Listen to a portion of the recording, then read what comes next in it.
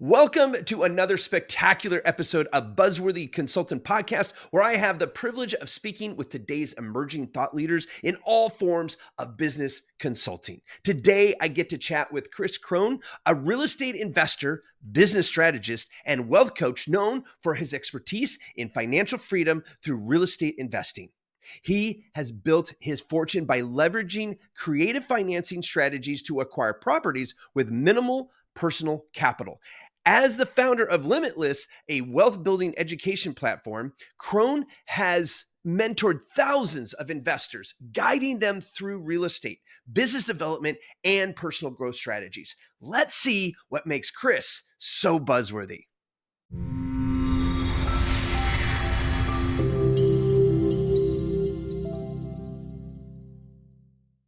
Welcome to the show, Kris. How are you doing today?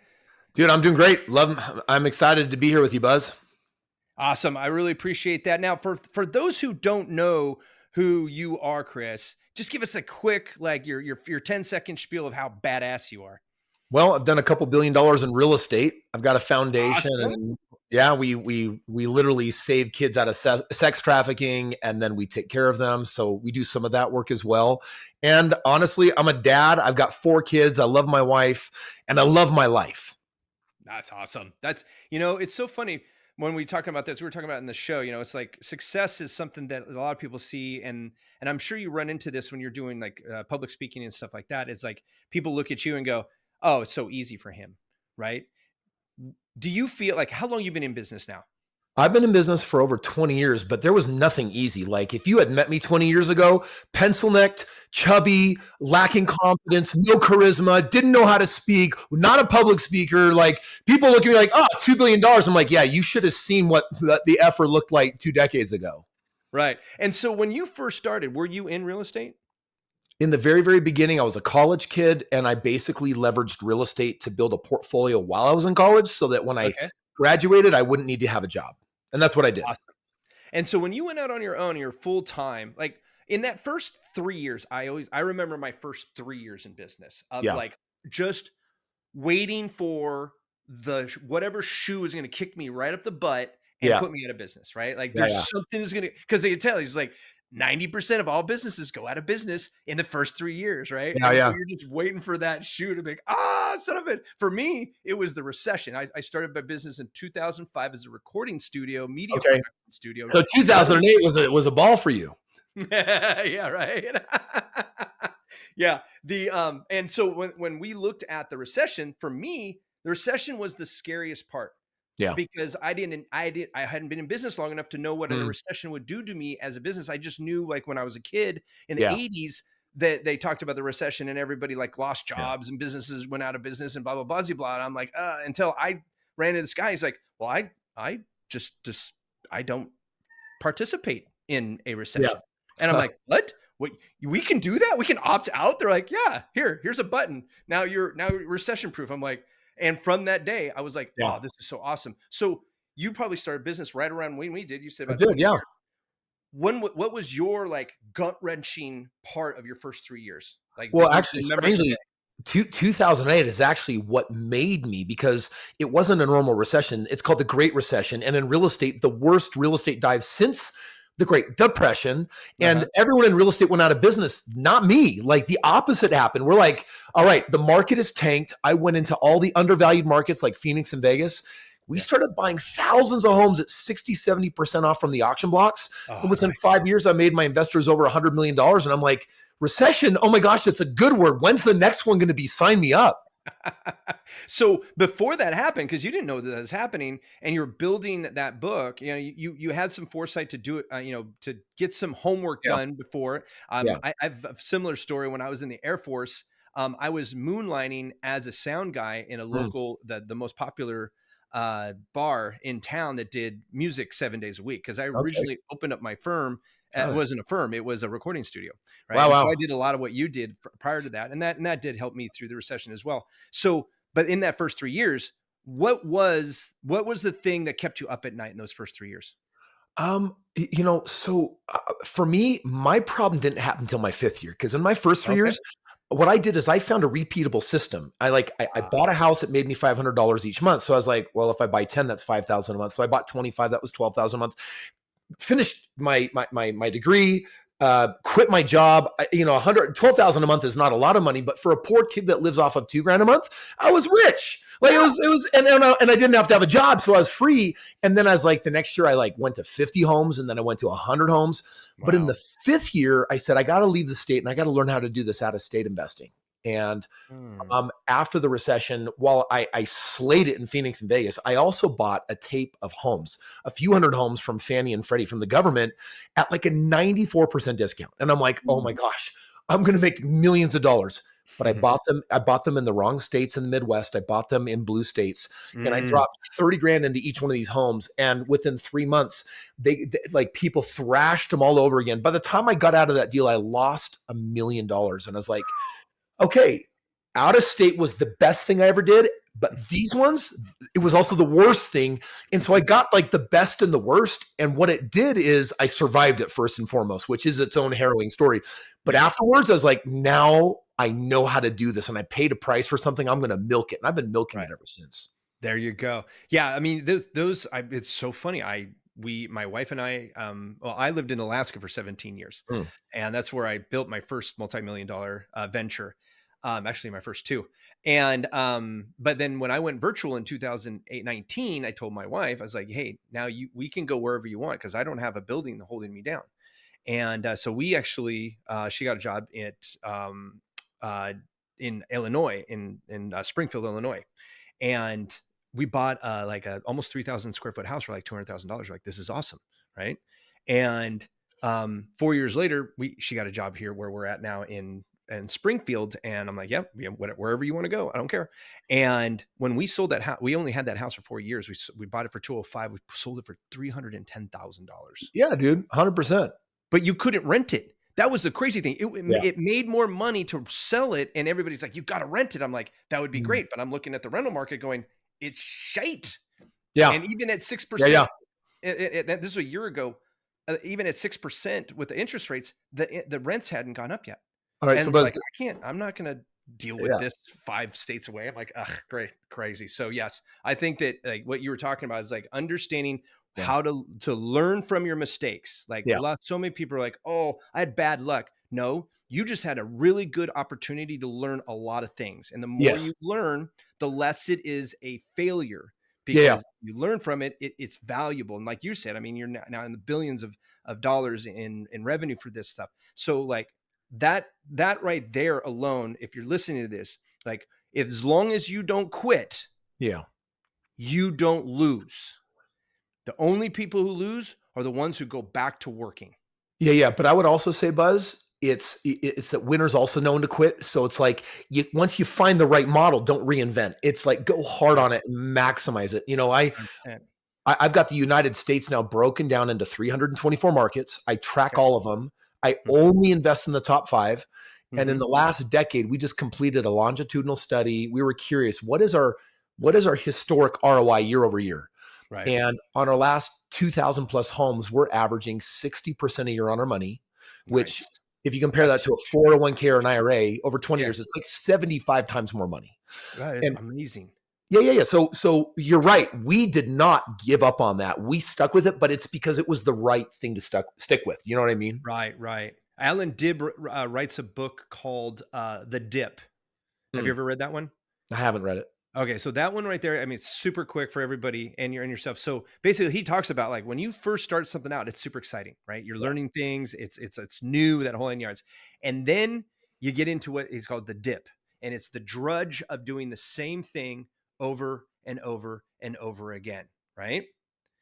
And when the people who quit in the middle because they're done with the drudge lose, the people who quit quickly on things that are not working win.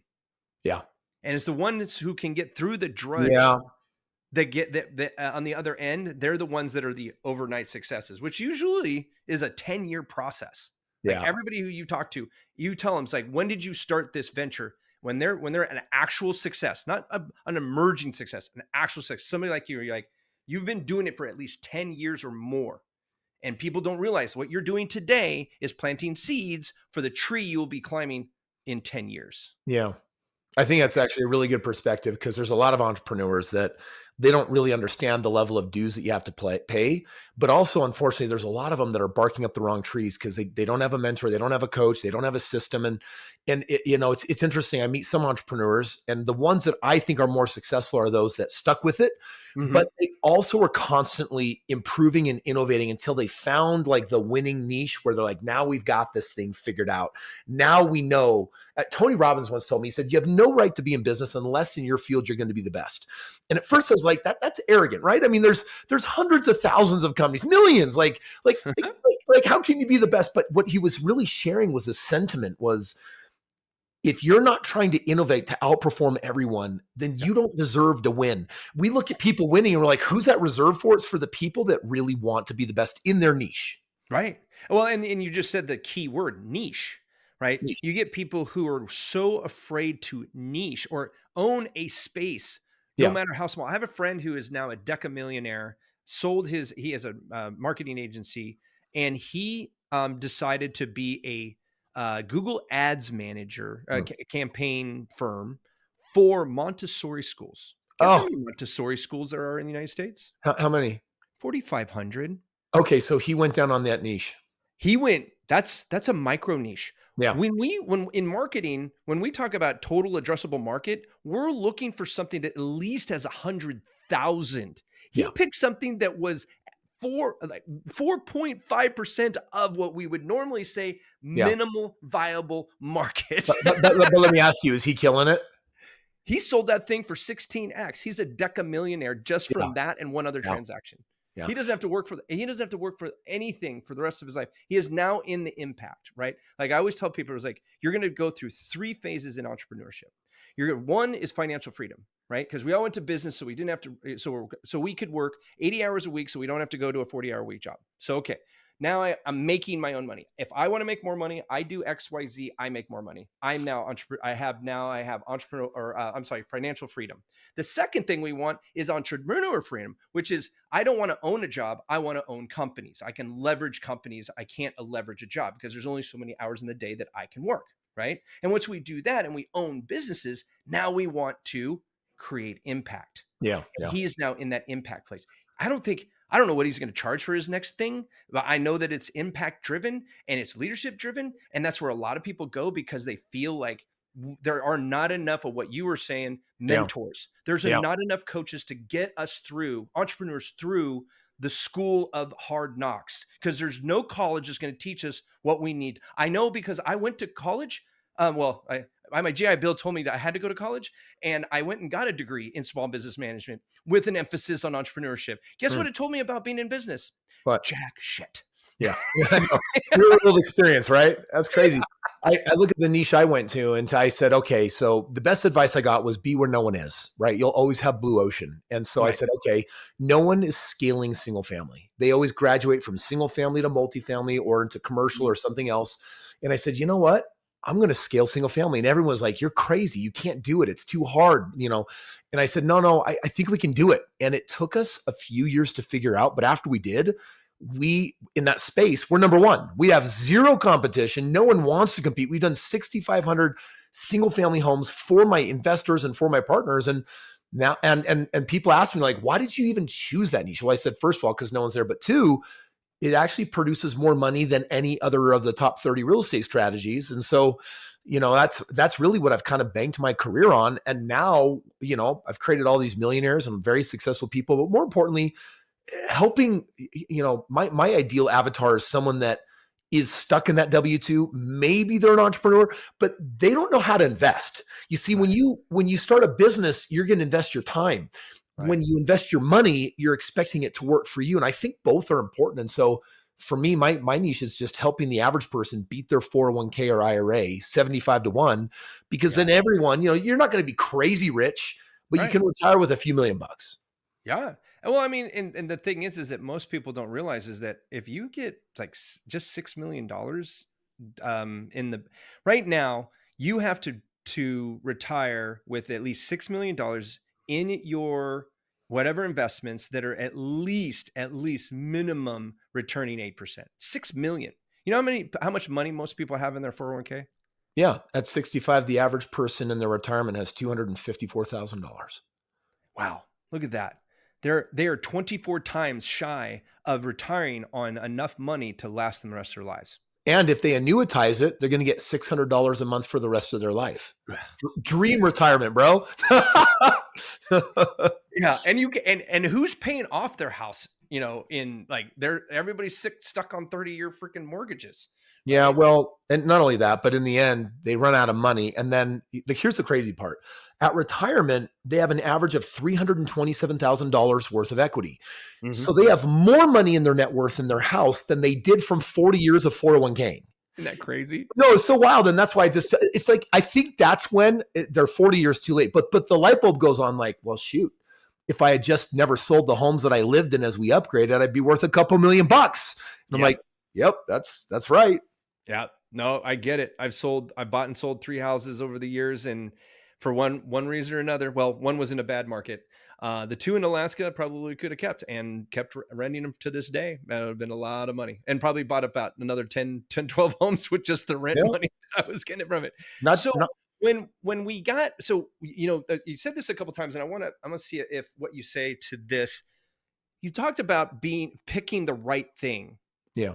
Right. So when you looked at the blue ocean of scaling single family homes, okay, when did you know that was actually the right tree to bark up?